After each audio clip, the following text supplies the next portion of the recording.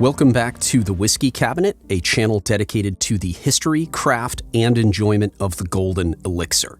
I'm your host, Jeff. In this video, I'll demystify the malting process and narrate an interesting episode from the history of American whiskey. After watching, you'll have the knowledge to distinguish single and double malts for tasting, ordering, and purchasing. My priority is American whiskey, but I'll mention Irish and Scottish whiskey so you'll be aware of the differences. Though countries may set their own standards, the United States and the United Kingdom lead the way. As hipsters flood the craft market, single malt whiskeys soar in esteem and price. They weren't always prized.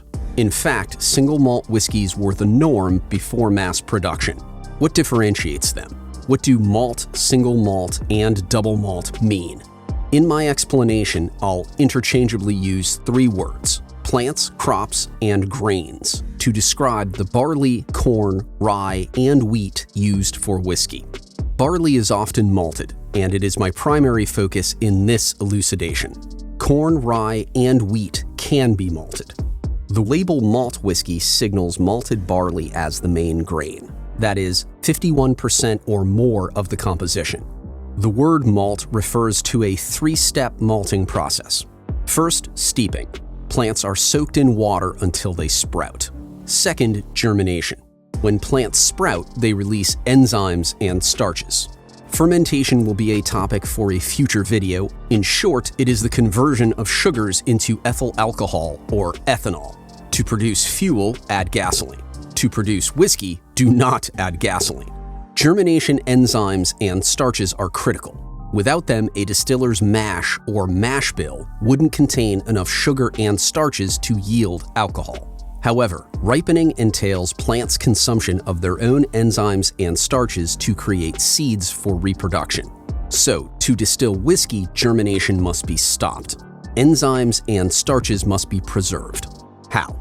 The answer is the final step in the malting process, kilning, which arrests germination. Crops are dried using hot air or smoke. The latter imparts a distinctive smell and flavor to the finished product. But most grains for whiskey are kiln-dried, that is, exposed to controlled heating. In a day or two, when their moisture content reaches 3 to 5%, crops are storable, transportable, and full of enzymes and starches. Modern kilns function like huge ovens. Grains are spread on perforated floors or shelves and gradually heated to dry and cure them. After cooling, they are cleaned to eliminate rootlets and husks. Roasting is an addition and/or alternative to kilning. It requires higher temperatures for extended periods, and its benefits include color and complex flavor, such as toasty, chocolate, caramel, and coffee notes. Roasting is not malting. Malt kilns were once simple enclosures with grates and fire pits. Temperatures had to be controlled by adding or subtracting fuel and increasing or reducing plants' exposure to heat, with racks or insulation made of bricks and ceramics. Today's technology allows thousands of pounds to be kilned in 24 to 48 hours. Temperatures are gradually increased with digital accuracy in massive furnaces with perforated metal floors, or heating cabinets with multiple elements and racks. Some mix or stir the grain. The phases range from roughly 110 degrees to 160 degrees Fahrenheit. If moist grain is heated too quickly, enzymes will be denatured and the crop will be unsuitable for mashing. From malting to malts.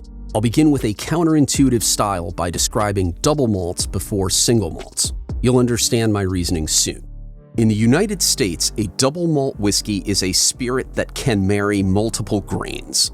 The official varieties demand at least 51% corn, rye, wheat, or barley. For bourbon, corn is the main grain, so malted corn, malted barley, and rye could be combined to produce a double malt bourbon.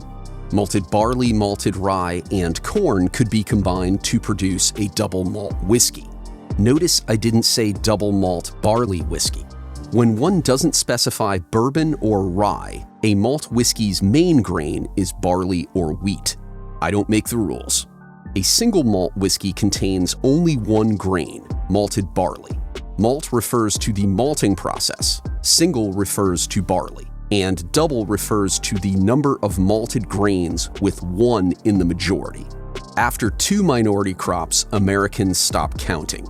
You won't hear or see triple malt whiskey. The convention originated in Ireland and Scotland, where the terms malt, single, and double have slightly different meanings. In those countries, malt refers to the malting process for barley alone, and single or double refer to both location and sum. Single indicates a single distillery or location, and a single grain, barley. Double announces a blend of 2 single malts, which in essence means a blend of 2 single-grain whiskeys, each from a different location. Grains aren't combined in Irish and Scottish single and double malt mashes. Is single malt whiskey superior to double malt whiskey? According to hipsters, yes. In reality, taste is the deciding factor. Irish and Scottish distilleries manufacture double malt whiskeys because they want to create complexity and specific flavor profiles. American distilleries do the same, of course, but they aren't bound by single grain and single location standards. 27 American states grow barley, which enjoys cooler, drier conditions. Montana, North Dakota, and Wyoming are ideal for it, but southern flatlands afford its rotation as a winter crop. By itself, North Dakota is bigger than the aggregate of Ireland and Scotland. Imagine the variety of barley grown across 60 times the space and almost 3 times the latitude. Then consider the allowable combinations of grains. I'm not insulting Irish and Scottish whiskey by declaring that America offers the broadest array of whiskey. To definitively answer the single versus double malt question, here is my concise judgment. When quality is a given, single malts provide consistency and purity, and double malts provide nuance and creativity. Which do you prefer? One isn't superior to the other on principle.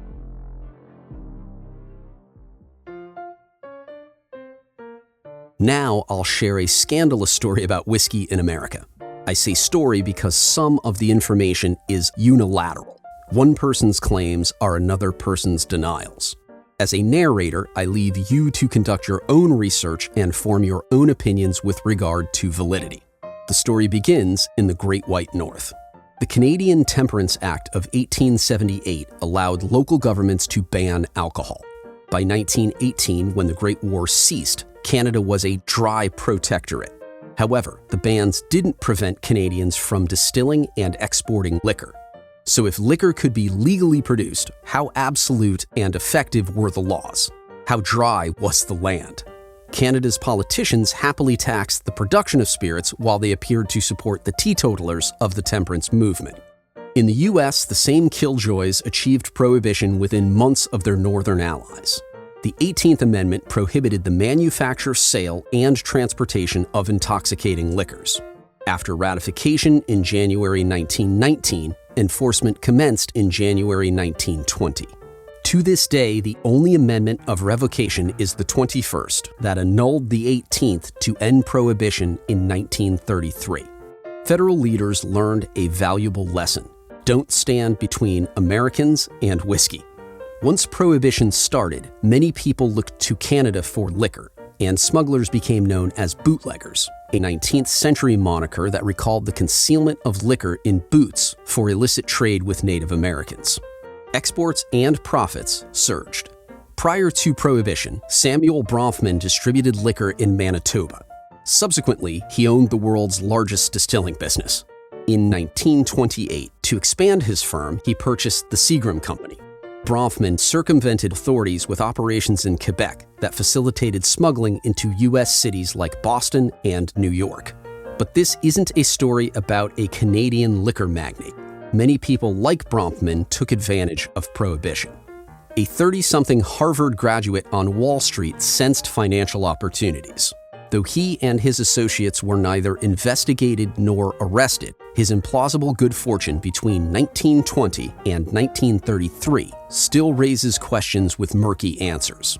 The conjunction of Prohibition and the Roaring Twenties exponentially augmented his personal wealth, political influence, and business interests. He could have realistically appeared in The Great Gatsby, art imitating life or life imitating art. I'll withhold his name until I've finished my tale. As a stockbroker and business owner, did the Great Crash or Great Depression ruin him? No. His short selling in the wake of Black Monday and Tuesday displayed foresight or forewarning. He didn't weather the storm, he surfed the waves of catastrophe. His trading record exposed illegal practices by standards that he himself helped to establish less than a decade later, when he chaired the newly formed Securities and Exchange Commission, or SEC, a federal agency tasked with the protection of free markets, including the prosecution of insider trading. Evidence suggests he did not break the laws of the 1920s. Brokerage wasn't his only commercial initiative. He began acquiring and merging movie studios and theater chains. His efforts launched RKO, Radio Keith Orpheum, a multimedia entertainment corporation. He partnered with RCA as Sound joined Motion Pictures.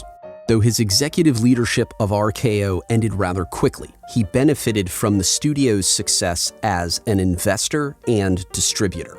Fred Astaire, Ginger Rogers, and a groundbreaking film titled King Kong certainly paid dividends. During his foray into Hollywood filmmaking, he sustained an extramarital affair with a young Hollywood starlet. And finally, the most relevant portion of this story. His intuition pointed him to liquor distribution at a time when Americans were formally cut off from the sauce. According to New York City's underworld, he managed a bootlegging operation from Canada to the US. Oni Madden owned the cotton club that allegedly served his liquor. One of Joseph Bonanno's sons said he smuggled liquor through a harbor on Long Island. Frank Costello claimed he trafficked liquor from Canada. The Lansky Siegel gang hijacked a whiskey shipment. Years afterwards, one of his relatives might have, maybe, hinted at the hijacked alcohol in a letter to him.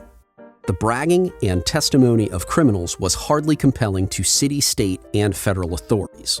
So, as I previously stated, no investigations were launched and no charges were filed against him. If you enjoy the true crime genre, seek out books and podcasts about organized crime in New York City during the 1920s. You'll encounter all the previously named gangsters and many more. Prohibition unintentionally created black markets, and black markets attracted the worst of the worst. Bootlegging was a lucrative pursuit for Boston's gangsters too. Criminals in both northeastern cities interspersed joint ventures with gang wars. Many people died. Canada, specifically Quebec and Newfoundland, continued to produce and store the liquor that rum runners transported to the States. Some networks were helmed by unapologetic lawbreakers, while others were led by quote-unquote legitimate businessmen. In Massachusetts, a handful of our central figures' relatives and in-laws broke federal law by smuggling whiskey and opening speakeasies. Along with a future congressman, he obtained a proprietary import license for several liquor brands from the UK just before, same year, 1933, the legal importation of alcohol resumed via the 21st Amendment. His new import enterprise was the sole supplier of Haig & Haig, Dewar's, and King William for U.S. markets. These Scotch whiskey labels were very profitable. He also purchased an exclusive import license from Shenley Industries, a distiller with 7 whiskey labels from an outfit in Canada. Shenley was one of only 6 firms with federal authorization to produce medicinal spirits during Prohibition. Shortly after his purchase, it became the largest liquor company in the U.S. Furthermore, he invested in shipping lines whose cargoes contained large quantities of liquor. One might be tempted to reassess his business acumen, including his incredible timing, as foreknowledge of the government's plans.